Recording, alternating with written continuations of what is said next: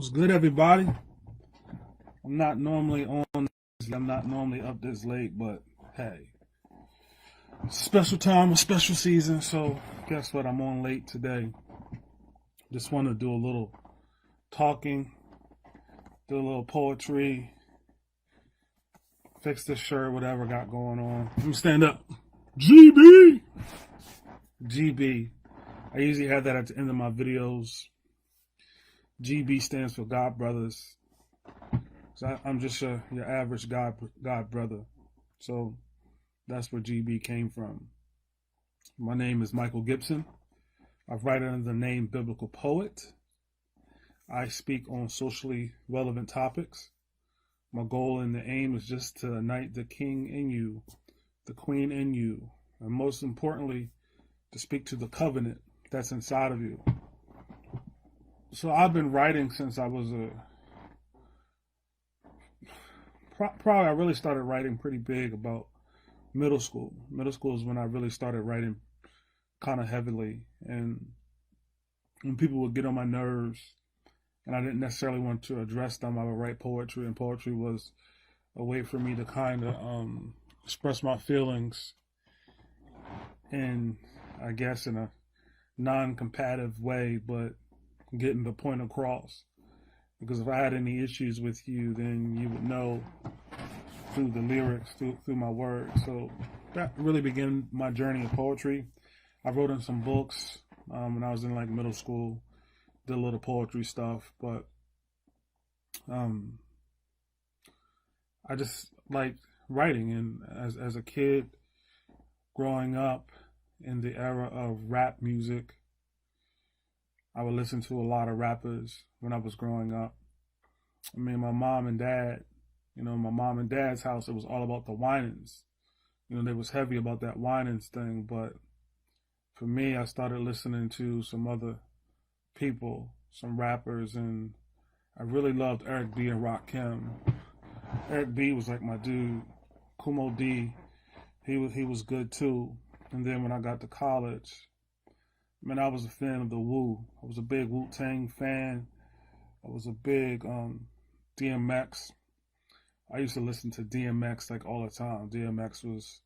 He held me down.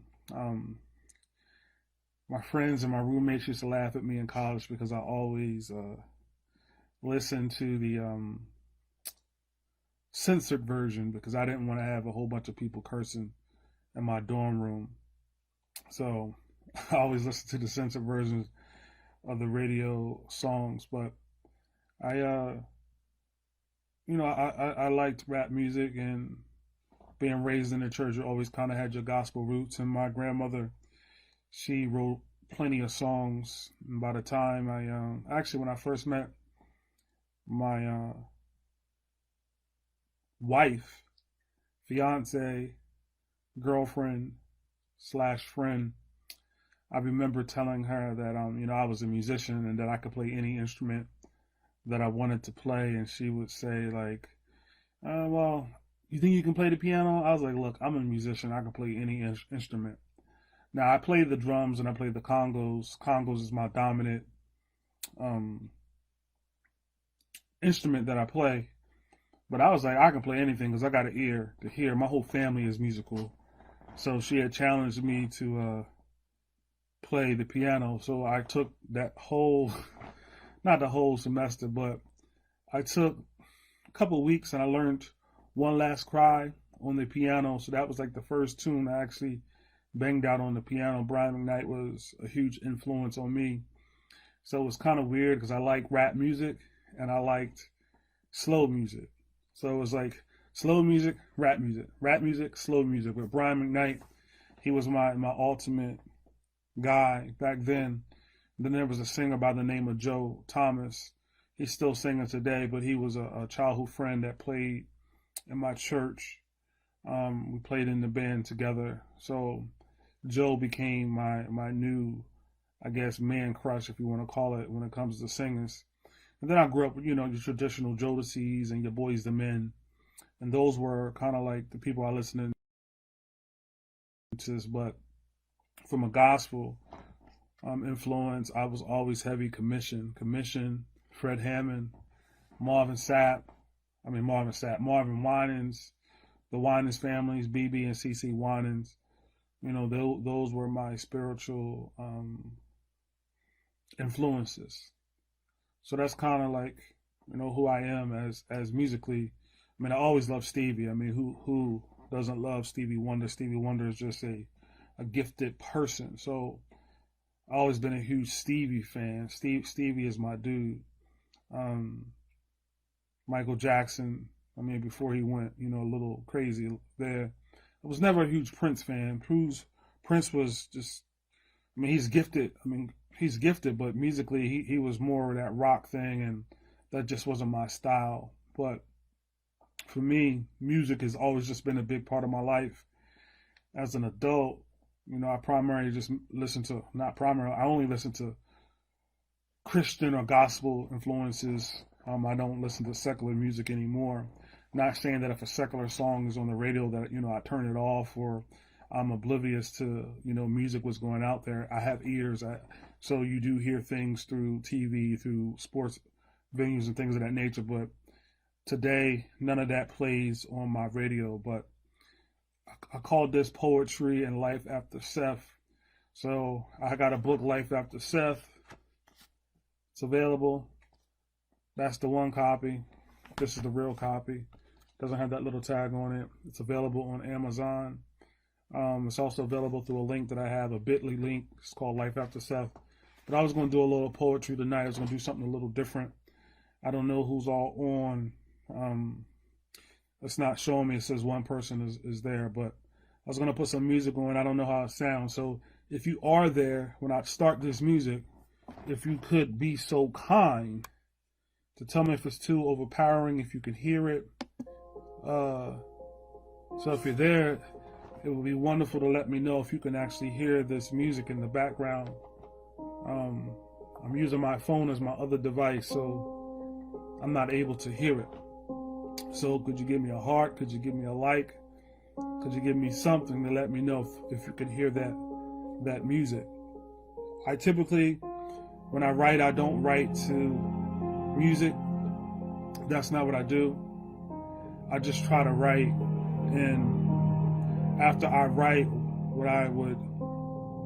I normally try to find a track to say the poem to. I don't always say my poems to tracks, because sometimes what I wrote in my heart doesn't necessarily fit to a track. But I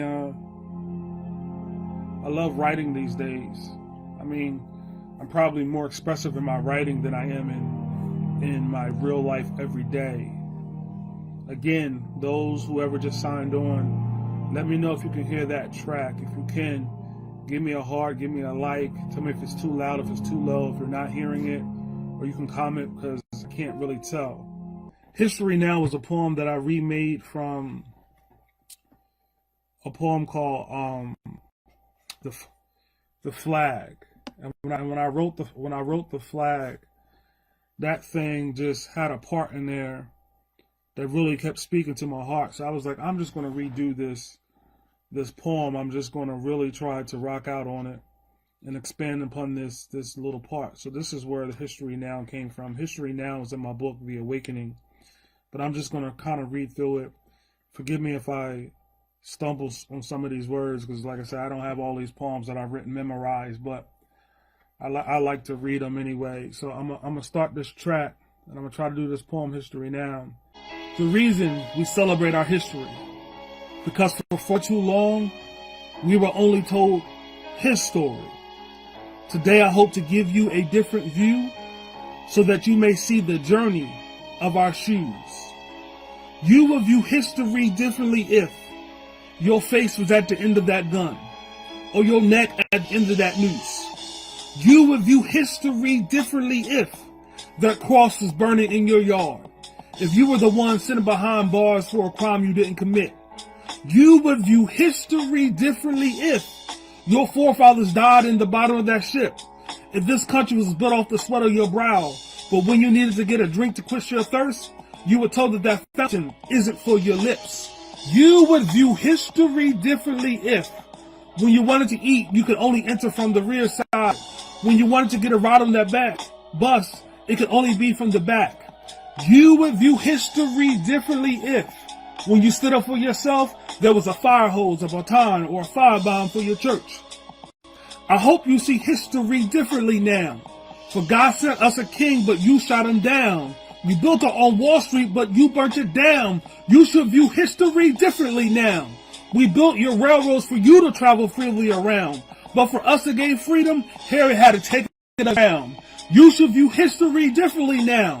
You abolished a system that God never allowed. In the words of Frederick Douglass, power never concedes nothing without a demand. So today I stand and put a demand on God. Give them and heal their land. Christ has given us beauty for ashes, joy for our sorrows, hope for our tomorrows. We have risen above this tyranny because it's in the truth of your word that we have found our identity. Wade in the water was more than just a song. It was our spirit singing, Lord, how long? God, thank you for allowing our people to see that part of history was not our final destiny. I hope you see history differently now. To think that the people that invented language and mathematics could be non-intelligent somehow. When you take people away from their history, it lends itself for the opportunity to mislead people into a mistaken identity. I celebrate humanity's history because I know that that's the way God would want it to be. So in February, we reclaim the narrative. I stand up straight because it's imperative for our children to see strong, powerful examples of the people that God has called us to be. So we will tell our story so our kids will know true history now. Again, I have no idea how that sounds, but history now is always was a special place in my heart. I like that poem. I like that track. So hopefully it sounded good. I have no idea until I play it back. But I've been writing for a minute now. I've really been writing for a minute. And I wrote this book, Life After Seth. It's just a collection of my poems. Like I said, I got a whole bunch of poems that I've written that speak to my heart. I don't write to music, so it's never really been for me a challenge to kind of find a track because I can slow it down, I can speed it up because I don't write to music. So I just like I just like writing, man. I just do. And again, I don't know how the track is sounding. I can't really tell. I don't know how my voice is sounding. But I got a new poem that I've written recently. I got a couple new things. I got a prayer that I've written that I'm working a video for. It's called Still. So I'm going to read that. I'm working on the video for this one. I like Still. Yeah. I like Still a lot. So I'm going to do Still. I'm going to say that again. You got to let me know how my voice sounds. I don't really know who's on, so I really can't say how the voice is sounding. I don't really know. But I'm going to read something Still. I'm working on the video for this piece Still. It's kind of like a poem. It's kind of like me talking to God. Yeah. So let's just do Still. So here's Still.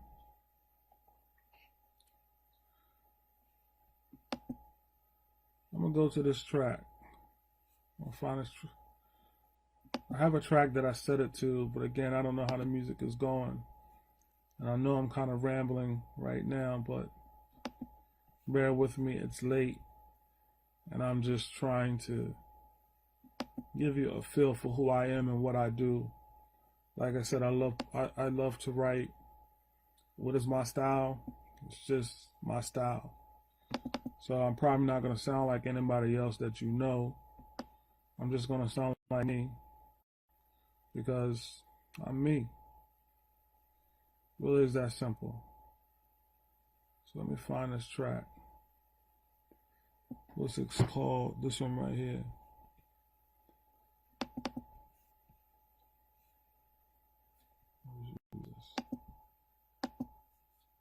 There we go.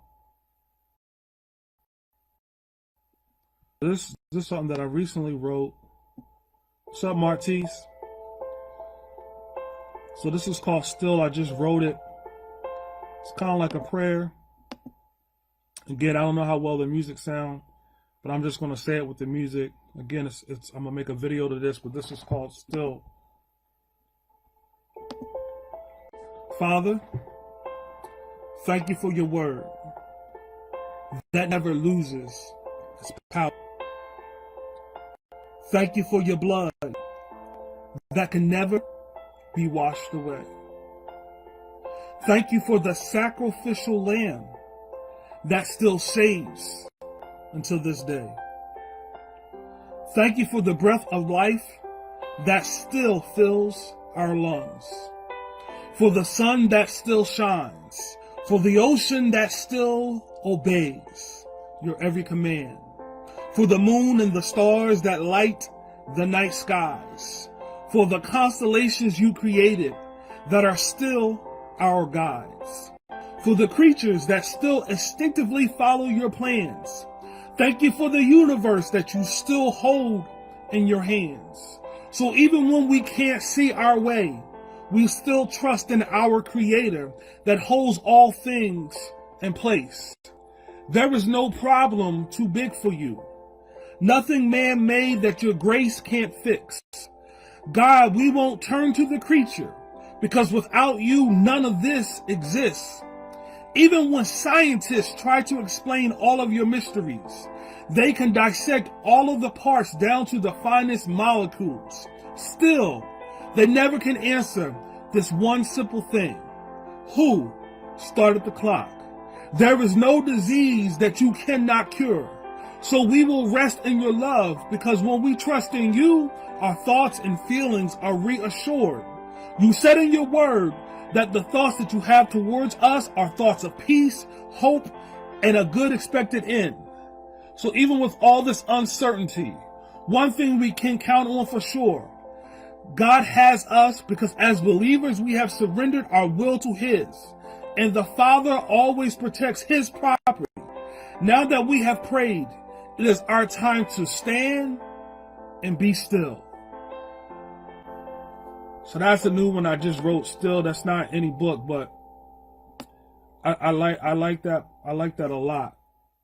I like that a lot, but obviously I wrote it so I should like it. Here's another poem that I haven't released yet. It's not in any books. I probably can say it to the same track. This one is called There's Nothing Too Hard for You. Actually, I have the track that I plan to say it to. I haven't practiced it to the track, so I don't know how it's going to go, but, you know, nothing like on the fly. I just decided to jump on here because I know a lot of times I'm on my time. When I say my time, East Coast time, so a lot of times people that are on the West Coast don't necessarily get an opportunity to really see me live. And again, this wasn't like the most thoughtful, planned out, but this poem right here, again, this is one that I haven't released yet. It's called There's Nothing Too Hard for You. I haven't set it to the track, but I think this is the track I want to say it to. So let me just read it. Again, for those that just jumped on, my name is Biblical Poet, a Biblical Poet. Depending on where you find me at. This track is called Nothing Too Hard for You. I wrote this like a month ago. I think I'm going to say it to this track. Hopefully you can hear it. If you can't, sorry, but I'm going to start playing the track anyway.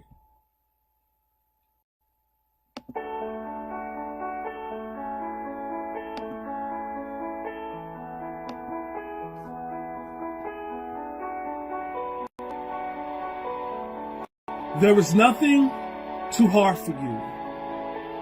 There is nothing that you cannot do.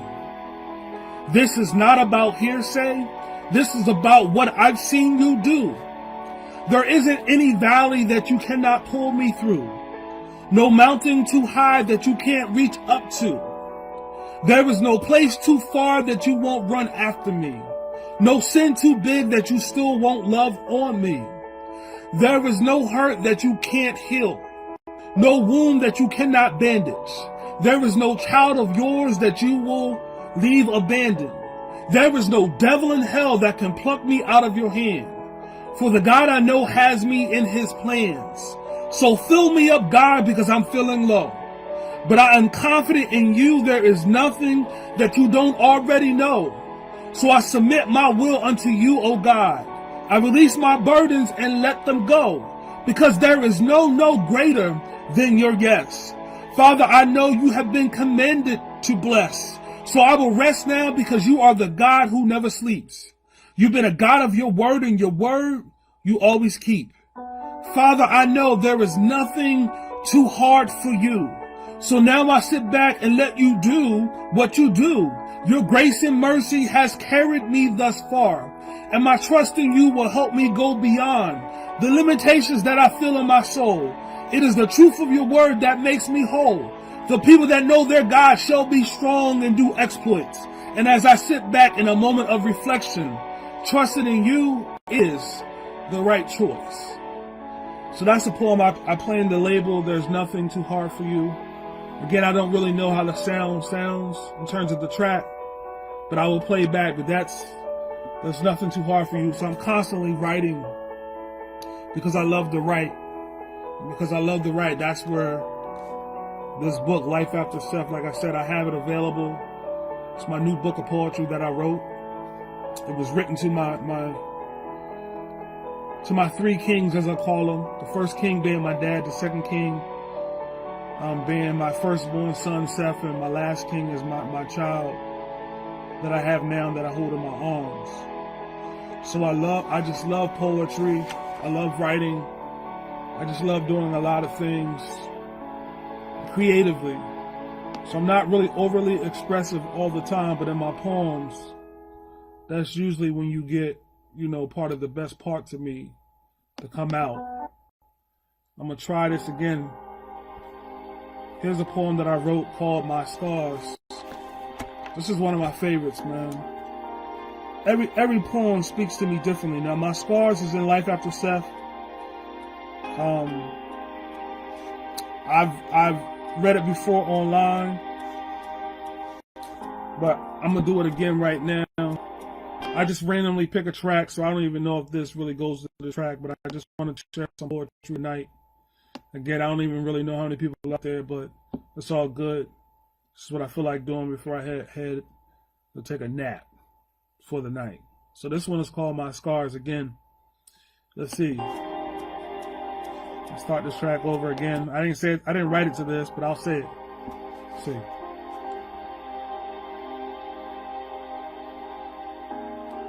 My scars are a roadmap to my history. Some people tried to hide them, but I believe they represent my resiliency. Without these scars, it would be very easy to forget just how good God has been to me. Sometimes I stare in the mirror and look with disbelief when I see the hard marks of sin, how the enemy tried to put it into me. Little did I know that in my weakness, Christ is made strong. So when the thoughts of how could I let this happen? How could you put yourself in that predicament? That's when God reminds me that the accuser of the brethren has already been dealt with. When he said it was finished, he didn't leave any residual of sin. So even when I wanted to cry because I see the harm that I caused myself, that's when his love really kicks in. That's when his unmerited favor speaks again. It speaks in a still small voice that says, live. That's when he says, my child, it's okay to begin again. All is not lost because I am time. What you thought the enemy took from you, I'm about to reclaim it back for you. I know that way you should take. And what you've been through, you think it's a mistake. But I sifted it out already. Take my hand and rely on me. What I'm about to do for you, the world is about to know that I am your God and I am King. What your enemy did to you will become your testimony of victory. As the Father has revealed it to me, I'm going to relay this message to you. Know that this pressure was needed to make a diamond out of you. That poem is called My Scars. That's in my book, Life After Seth. Why does that poem speak to me? It speaks to me because it's very easy to look at yourself and see what's happening and say, God, why is this happening? Why did you allow this to happen to me? And what I've learned that the enemy of your soul will make you think that the scars are the end of you, but really, if you have a scar, all it really means is that God is a healer. Wounds are open, but scars are healed. So that's why my scar speaks to me so much, because God has healed me from a broken heart. That's why I wrote this book. This book, whichever one you want to look at, because God has healed me from a broken heart. And if you ever had your heart broken, if you've ever been disappointed, if you ever wondered, God, really, do you love me? You're not alone, because I've been there. And that's really why I write, because it's a release for me. I just love to write, man. I love to write. But when I write my poetry as biblical poet, I try never to write out of anger. I only try to write, when God moves me to write. And I write many different styles, but they're all just, Michael Gibson style, because I don't have any real training per se to be a poet. I just, as I said in the beginning, I got many influences that have influenced me over the years. And I just write my heart now. I really just write my heart. And I remember when I wrote this poem, Because of Love. This is also in the book. A lot of these poems, not a lot of them, but a few of them you can find, but Because of Love always spoke to my heart. And it says, someone asked me, why do you love him? Why do you praise him? I replied, he's the oxygen in the air that I breathe. He is the conductor that keeps my heart beating. So without him, there is no me, because God created everything. I was made in his image, a little G-O-D. So how can I not love my Father? He has given me all that I need. He sent his Son to wash away my sins. He sent his word to direct my path. He sent his Spirit to reside in me. So how can I deny my source? This man gave me life. For his blood paid the price. So now I'm free. That's why I sing and shout. That's why you see me dancing. He gave me this joy. He gave me this liberty. So I simply love him back because of the love he's given me. So those are just a few of my poems. Like I said, a couple of them that I read I haven't released or done any videos for, but just a little bit about me. So just, again, GB stands for God Brothers. My last name is Gibson. This does not stand for Gibson. This stands for God's Brothers. I just want you to know that I'm just your God brother. God brother stands for God ordained destinies. So I'm a man with a God ordained destiny. So that's why I wear the shirt GB, because everybody is my brother and everybody is my sister that calls on the name of Jesus. So if you call on the name of Jesus, I consider you my brother, whether I know you. I consider you my sister, whether I know you. And even if you don't call on the name of Jesus, I would like to show you the God that I know. So hopefully through the poetry that I write, it weaves a nice narrative to help you go back to the Father.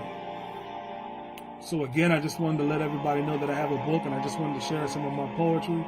Again, I have no idea how this is sounding until I go back and watch the replay. So I could be cracking up, I could be sounding really good. So if it sounds real bad, I'm taking it down. If it sounds good, then I'm keeping it up. It's really just that simple. But I wrote this book, Life After Seth. This is my first solo project, and it's available on Amazon You can look it up, Life After Seth by Michael Gibson, and you will be able to see the book.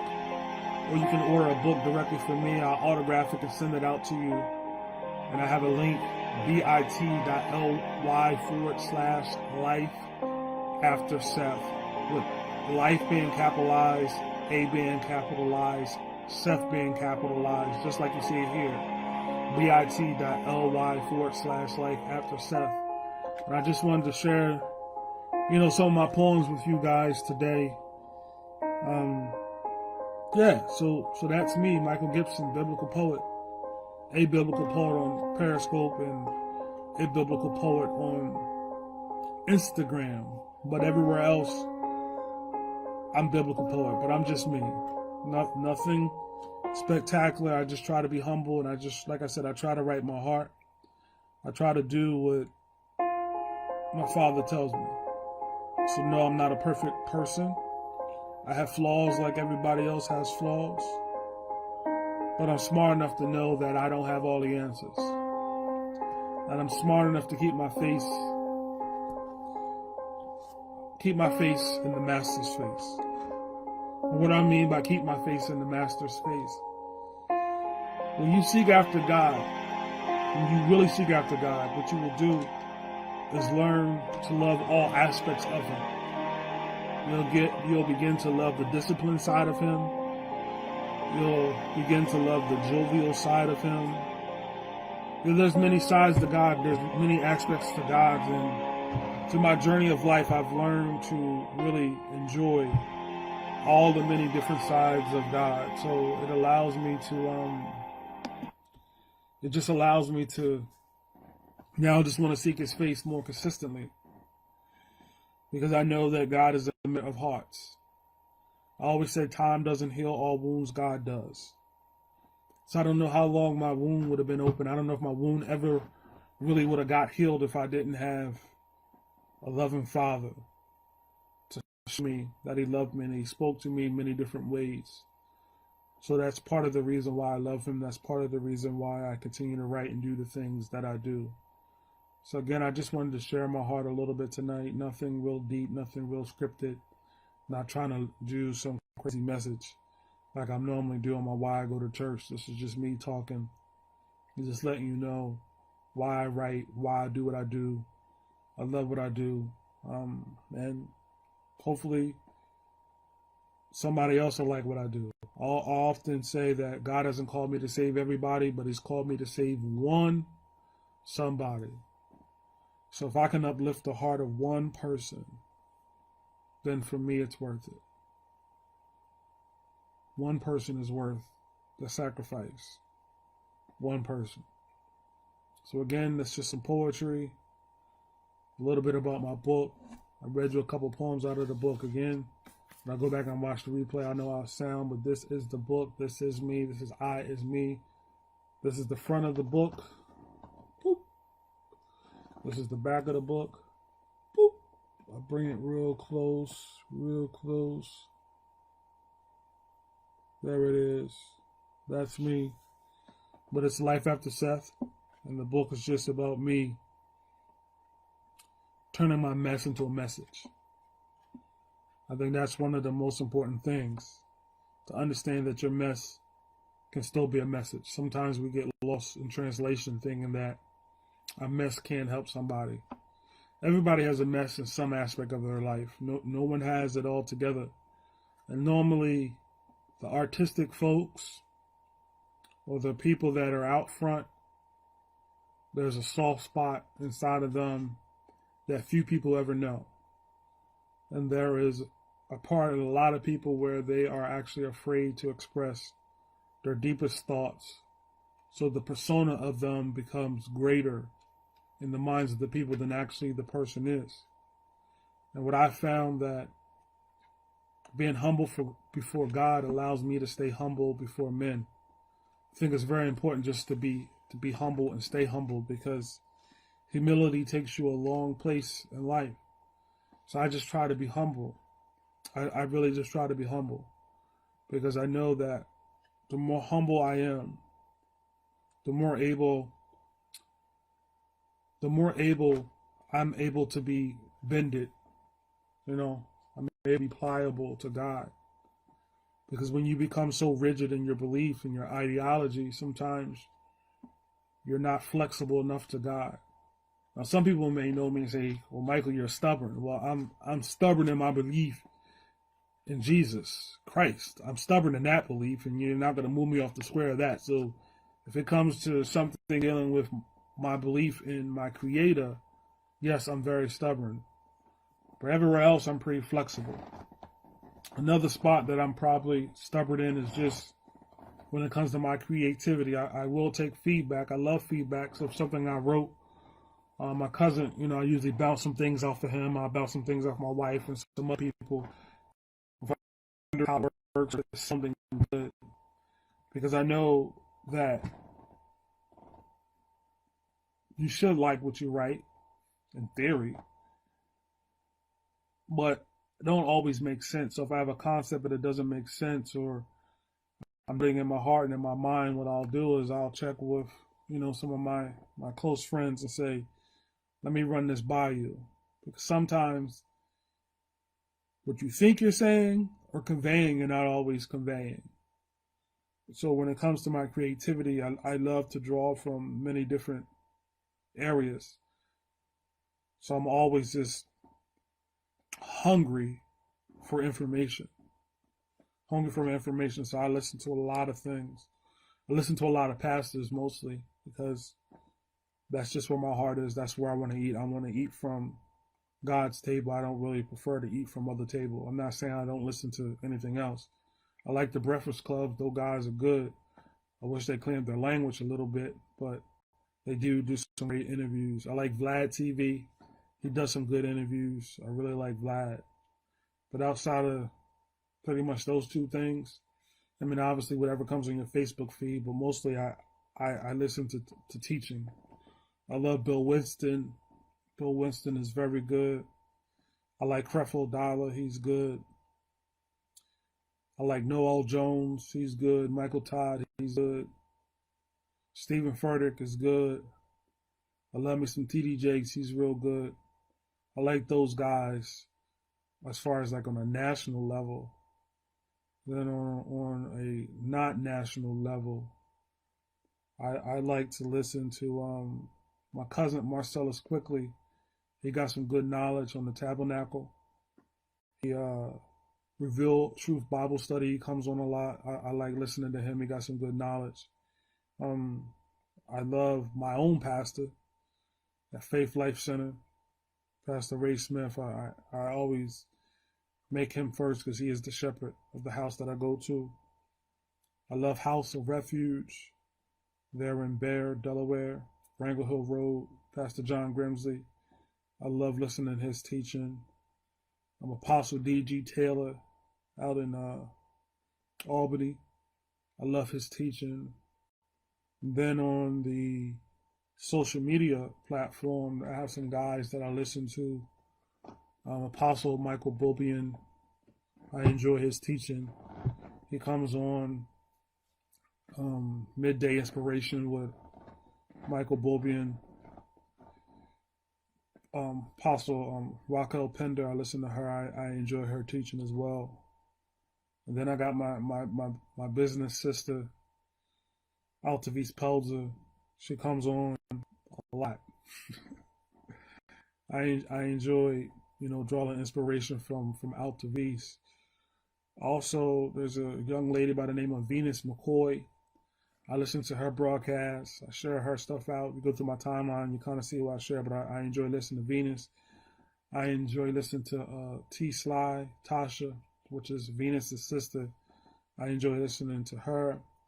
Then I also enjoy listening to Higher Standards with Pastor William Dallas. I enjoy him. So most of my listening is teaching, some type of somebody teaching something inspirational. So I draw a lot of inspiration from a lot of different sources. So some of the big names, some of the smaller names, if you want to call them smaller names, or I shouldn't say they're not smaller, just not recognized in the public view, but personally, they're very big in my heart. These are people that are big in my heart. Obviously, I listen to my wife and my kids, but they're not necessarily teaching me the Bible in that way. But the people that I named are big in my heart, and I like to listen to them. So if you come to my page, it's going to be my family and the Bible or business. I will share something out on business. I always share my friends out. My man Charles Smith, he's down in Texas doing big things. I enjoy his teaching when I catch him. So I try to just listen to people that are positive. And if I didn't say your name, please don't be offended or anything like that. But I just try to listen to my friends and support them any way possible that I can online, because it's a click of a button. So as long as you're not cuckoo for Cocoa Puffs, I kind of vet you with my own ears, making sure you're not going off hot, all crazy. I like my sister Diane up in New York. I like listening to her broadcast. She be getting it in. She be hype. So I can't listen to everybody, every day all the time. But every now and again, I put in my flavor. Some days I want to get me some Diane in. Some days I need to get me some Venus in. Some days I get some T-Sly in. Some days in. Some days I get Pastor Dallas in. Most days I get Pastor Bobian in. I usually get those guys in. So I eat from a lot of different tables when it comes to knowledge and information, because the only way for me to grow is to eat. Yeah, you got to eat knowledge. So I have business friends, as I call them, and personal friends that I eat from. So I'm just sharing with you some of the people that I eat from, and when I listen to them, it allows me to draw inspiration. It allows me to write. It allows me to write. And that's what I do. So I listen to stuff. I love listening just to the Bible at night. I put it in my ears. I just put it on.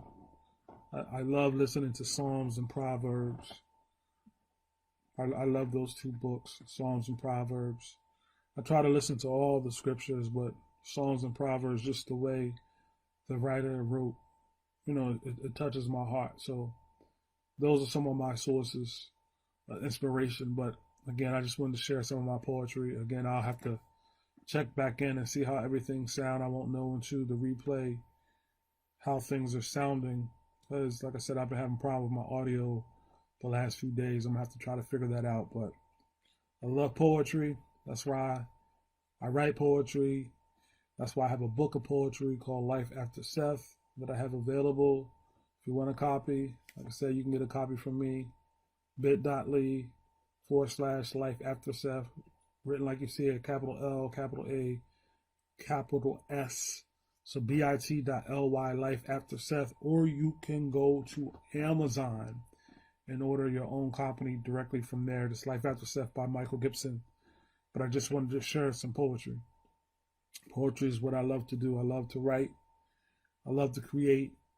So I don't do a lot of talking most days, unless I'm talking about the things of God. I do more writing.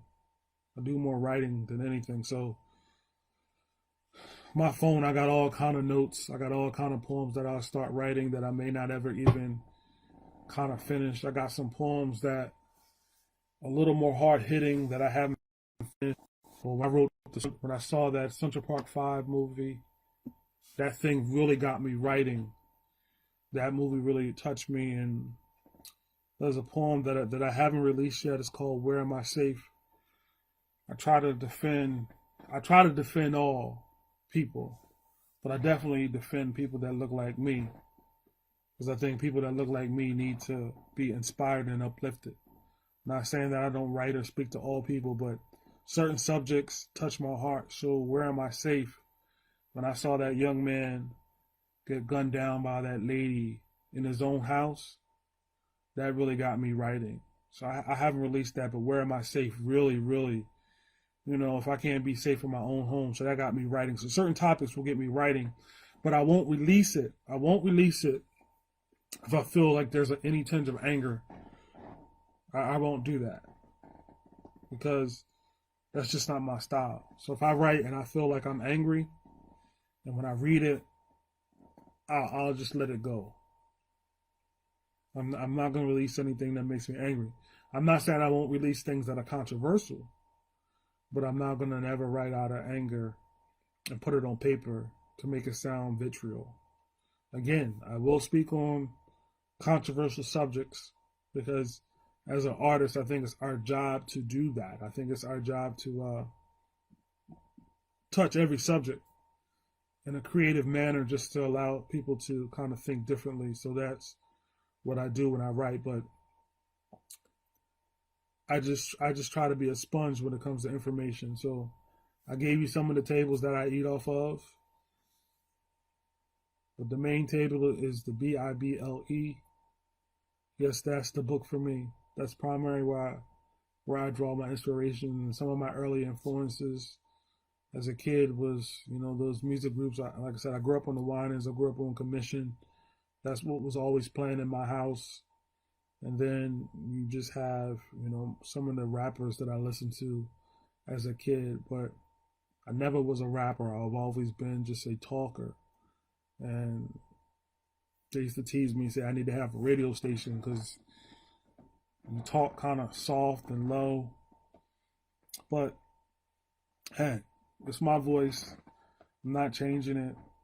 It works for me. I'm going to keep letting it work. But you guys have been beautiful.